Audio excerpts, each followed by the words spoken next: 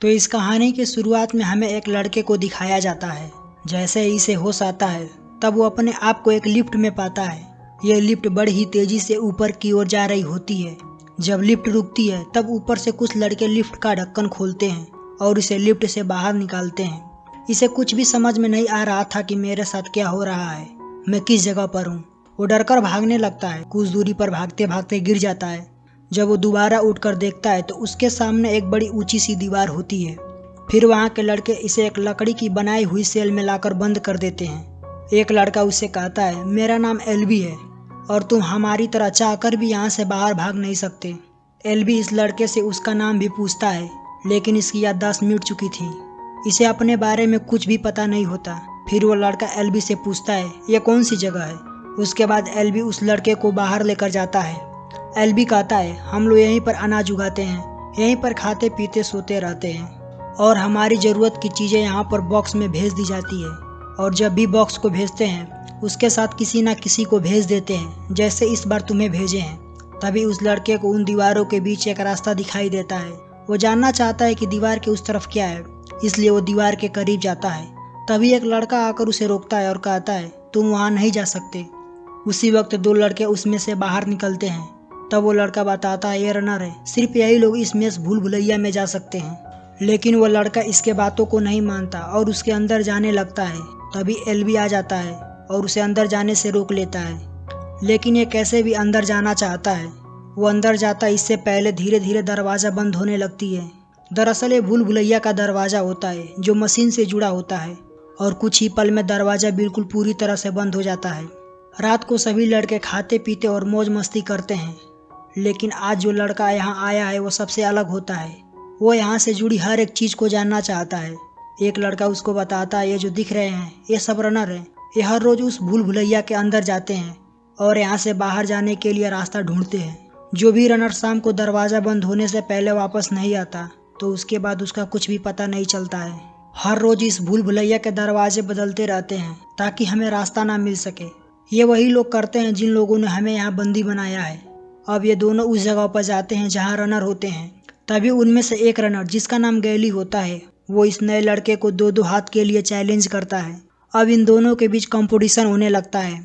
इसी दौरान गैली इस लड़के को जमीन पर धराशायी कर देता है।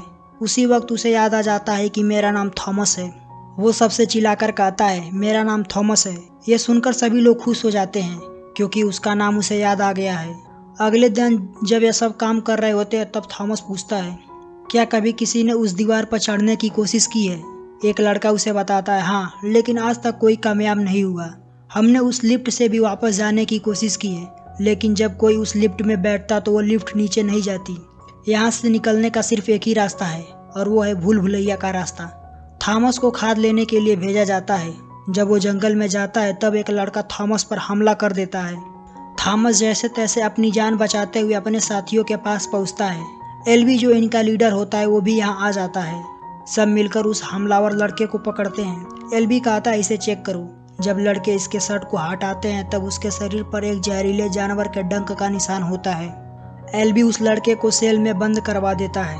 एलबी थॉमस से पूछता है, जब वो तुम पर हमला किया था तब उसने कुछ कहा था। थॉमस बताता है, उसने कहा था, मैंने तुम्हें देखा है, सब तुम्हारी गलती है। जब शाम को भूल भुलैया के दरवाजे बंद होने वाले होते हैं तब सब मिलकर डंक वाले लड़के को उस भूल भुलैया के अंदर जबरदस्ती भेज देते हैं क्योंकि अब वो उनके लिए खतरा बन चुका था और ना ही कोई इसका इलाज था। अगले दिन एलबी भी उस भूल भुलैया में जाता है। हालांकि वो रनर नहीं होता, फिर भी वो बाहर की दुनिया देखना चाहता है। अब शाम हो जाती है, दरवाज़ा भी बंद होने वाला होता है, लेकिन एलबी और उसका साथी अभी तक वापस नहीं आए थे। सब के सब बहुत परेशान होते हैं। मेस के दरवाजे अब बंद होना भी शुरू हो जाते हैं। तभी इन्हें एलबी दिखाई देता है जो जख्मी हालत में होता है। उसका साथी उसे खींचकर लाने की कोशिश कर रहा था। थॉमस इनकी मदद के लिए भूल भुलैया के अंदर चला जाता है। जैसे ही थॉमस एलबी के पास पहुंचता है वैसे ही दरवाज़ा पूरी तरह से बंद हो जाता है। एलबी की हालत बहुत ख़राब हो चुकी थी। ये तीनों अब भूल भुलैया के अंदर फंस जाते हैं। तभी इन्हें एक आवाज़ सुनाई देती है। ये आवाज़ उसी क्रिएचर का होता है जिसने एलबी को डंक मारा है। तभी वो क्रिएचर इन पर हमला कर देता है और उसी वक्त दीवारें भी बदलना शुरू हो जाती है। अगली सुबह मेस के दीवार के सामने बाकी के लड़के इकट्ठे होते हैं। इन सबको यही लगता है कि बाकियों की तरह ही ये लोग भी वापस नहीं आ पाएंगे, लेकिन उसी समय ये तीनों बाहर आ जाते हैं। एल्बी की सांसें चल रही थी, लेकिन उसकी हालत बहुत गंभीर होती है।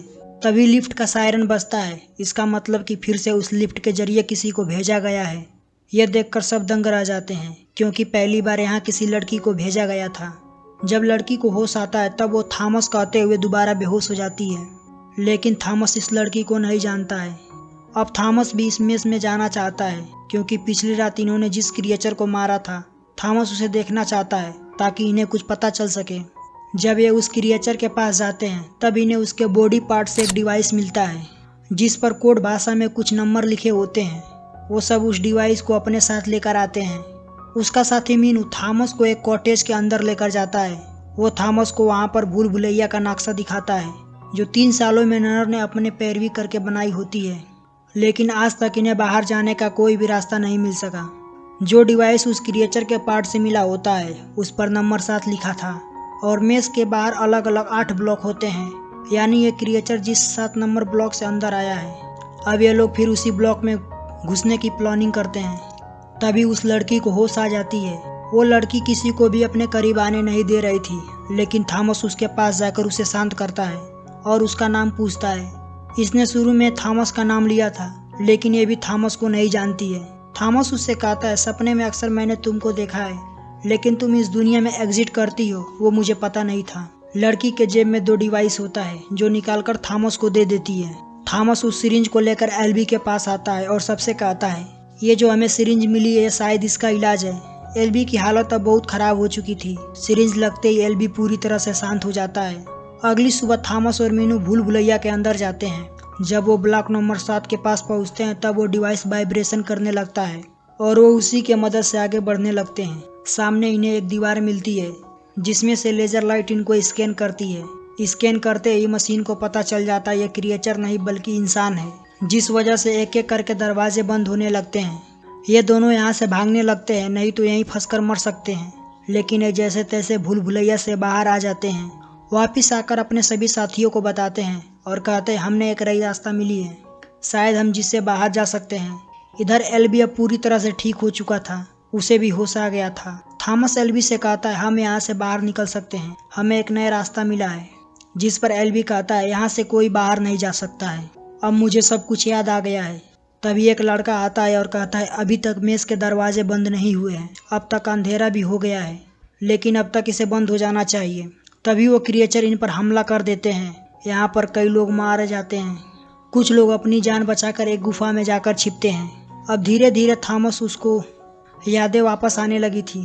अब थॉमस यहाँ से बाहर जाने के लिए फिर से उस मेस में जाता है। वो सबको आने के लिए कहता है, लेकिन उसके साथ कुछ ही लड़के आते हैं। जब ये अंदर जाते हैं तब इनका सामना उन्हीं क्रिएचर से होता है, लेकिन ये सब मिलकर उनका सामना करते हैं और उन्हें मारकर एक दरवाजे तक पहुँचते हैं। इस दरवाजे को खोलने के लिए एक कोड की ज़रूरत होती है, जो इनमें से किसी को पता नहीं होता। आखिरकार वो सीक्वेंस के उस दरवाजे को डिकोड करके खोल देते हैं। अब इनके सामने एक और दरवाज़ा आता है, जिसके सामने एग्जिट लिखा हुआ था। जब ये उस दरवाजे को खोलते हैं तब यहाँ चारों तरफ लाशें ही लाशें होती है।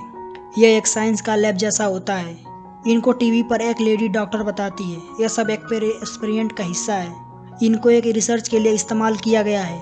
तभी वहाँ गैली आ जाता है, जो उसके साथ मेस में नहीं आया था। उसके हाथ में एक गन होती है। गैली थॉमस को शूट करता, लेकिन एक लड़का थॉमस के बहुत ज़्यादा पसंद करता था और वो उसके सामने आ जाता है, जिसके कारण गोली इसे लग जाती है और इसकी वहीं मौत हो जाती है। तभी वहाँ पर कुछ नकाबपोश लोग आते हैं, जिनके हाथ में हथियार भी होते हैं, और वो सब हेलीकॉप्टर से इन्हें अपने साथ इस जगह से ले जाते हैं। यहीं दूसरी तरफ डॉक्टर अपने बोर्ड ऑफ मेंबर को बताती है, ये मिशन हमारा सक्सेसफुल रहा है, और इसी के साथ यह कहानी खत्म हो जाती है।